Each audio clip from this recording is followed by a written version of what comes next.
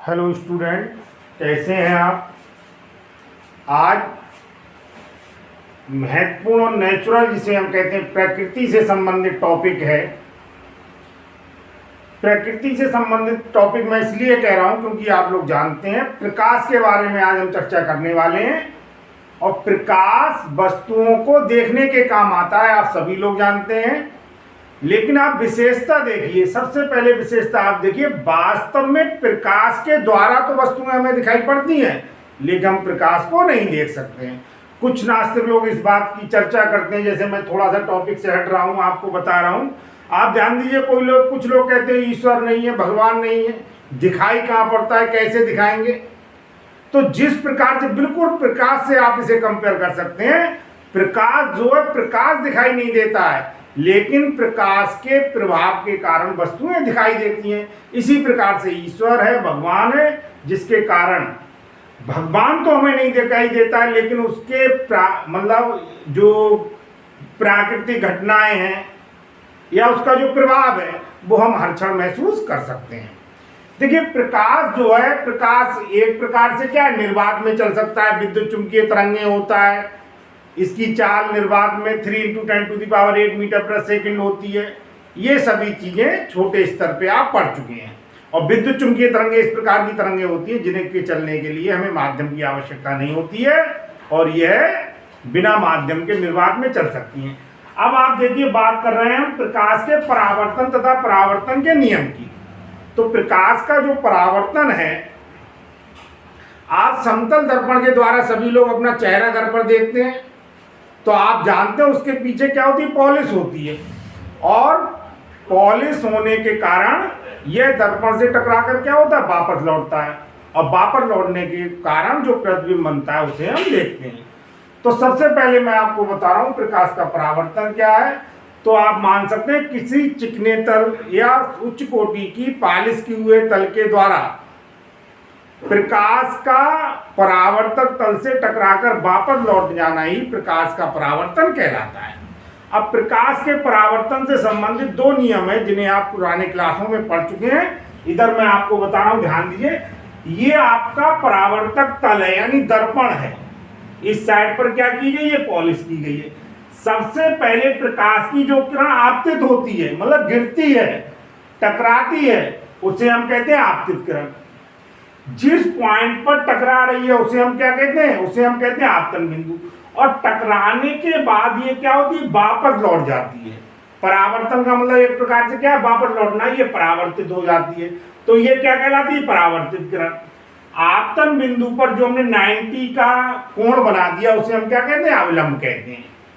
तो आई यहाँ पर अवलंब और आपतित किरण के बीच बनने वाला जो कोण है वो आपतन कोण है, और परावर्तित किरण तथा अवलंब के बीच बनने वाला जो कोण है वो परावर्तन कोण है। अब हम बात करते हैं इसके जो दो नियम है उनके बारे में। सबसे पहले आप देख रहे हैं आपतित किरण, परावर्तित किरण तथा आपतन बिंदु पर अवलंब, तीनों क्या है, तीनों एक ही तल में होते हैं। यही मैंने लिख भी दिया, आपतित किरण, परावर्तित किरण तथा आपतन बिंदु पर अवलंब तीनों एक ही तल में होते हैं। दूसरा नियम है जो थोड़ा सा महत्वपूर्ण भी है, हमेशा ही आई जो है वो आपतन कोण है और आर क्या है, परावर्तन कोण है। हमेशा ही आपतन कोण और परावर्तन कोण आपस में बराबर है। आज मैं आपको जानकारी दे रहा हूं दर्पणों के उपयोग के बारे में। तो एक तो आप जानते हैं दर्पण आपने पढ़ा हुआ, जो समतल दर्पण होता है, चेहरा देखने के लिए हम जनरली घर में उसे यूज करते हैं, सभी उसके बारे में जानते हैं। दूसरे प्रकार के जो दर्पण होते हैं वो गोलीय दर्पण होते हैं, और गोलीय दर्पण दो प्रकार के होते हैं, एक अवतल दर्पण होता है और एक उत्तल दर्पण होता है। तो तीनों प्रकार के दर्पणों का उपयोग आवश्यकता अनुसार हम अलग अलग स्थितियों में करते हैं। उसका कारण क्या है और क्या क्या उपयोग है मैं आपको बता रहा हूं। तो सबसे पहले हम आते हैं अवतल दर्पण के उपयोग पर। तो अवतल दर्पण का जो उपयोग है, नाई की दुकान पर, बार्बर की दुकान पे जब आप कटिंग करवाने जाते हैं, शेविंग वगैरह के लिए जाते हैं, तो सामने लगा हुआ मिरर कैसा होता है, अवतल दर्पण होता है। तो अवतल दर्पण में मनुष्य का जो चेहरा है, हमारा चेहरा है, हम ऐसे कह सकते हैं, हमारा चेहरा जो है वो दर्पण के ध्रुव और फोकस के बीच में रहता है। और इसी स्थिति में आप जानते हैं, पिछले वीडियो में मैंने आपको बताया भी है, इसी स्थिति में प्रतिबिंब कैसा बनता है, आभासी बनता है, बड़ा बनता है और सीधा बनता है, जिससे स्पष्ट रूप से दिखाई पड़ता है।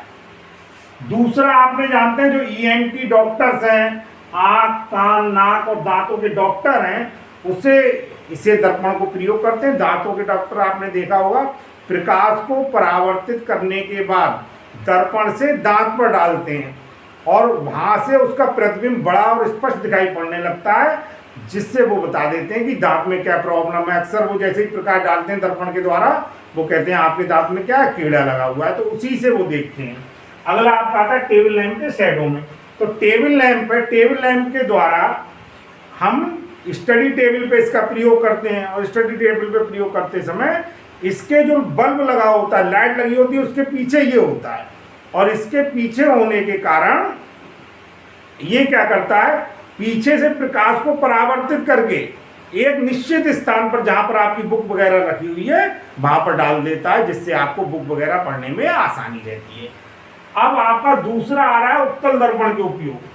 तो उत्तल दर्पण का उपयोग बेटा एक तो गली और बाजारों में लगे हुए जो लाइट हैं, लैंप हैं, उनके ऊपर किया जाता है, क्योंकि उत्तल लेंस क्या करता है, उत्तल दर्पण जो है, उत्तल दर्पण प्रकाश को क्या कर देता है, प्रकाश को एक प्रकार से फैला देता है, और प्रकाश को जब वो फैला देता है तो फैलाने के बाद अधिक क्षेत्र में जो लैंप है उसका प्रकाश दर्पण पर पड़ने के बाद अधिक क्षेत्र में प्रकाश कर देता है।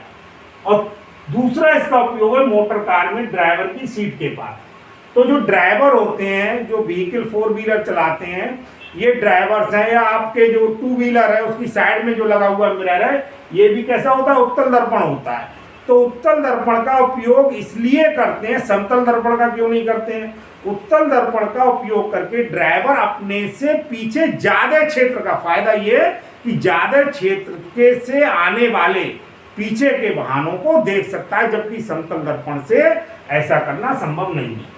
संभवतः आपको दोनों प्रकार के दर्पणों का उपयोग समझ में आ गया होगा। अगर आपको ये वीडियो समझ में आया है, इसके जो मैंने उपयोग बताए हैं वो आपको समझ में आए हैं, आपने ध्यान दिया है, आपको ये वीडियो पसंद आया है, तो आप इसे लाइक कीजिए, अधिक से अधिक शेयर कीजिए और मेरे चैनल को सब्सक्राइब कीजिए।